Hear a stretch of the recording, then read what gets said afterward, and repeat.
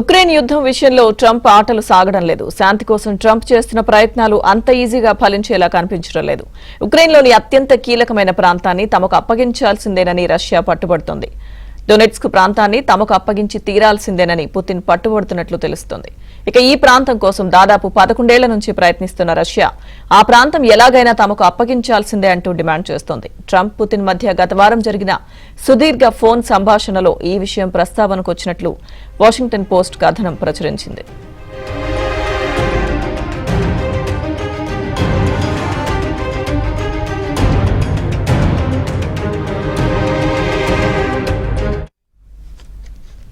ఇటీవల ఫోన్ కాల్లో పుతిన్ ఓ ప్రతిపాదనను ట్రంప్ ఎదుట ఉంచినట్లు తెలుస్తోంది.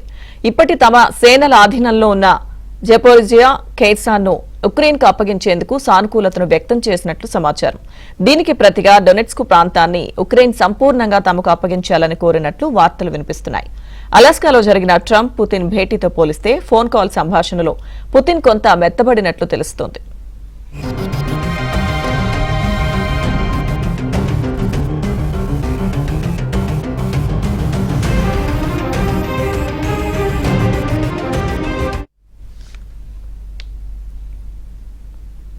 అయితే ఉక్రెయిన్ అధినేత జెలెన్స్కీతో కూడా ట్రంప్ భేటీ అయ్యారు. అయితే పుతిన్ డిమాండ్లపై ఉక్రెయిన్ సానుకూలంగా లేనట్టు తెలుస్తోంది.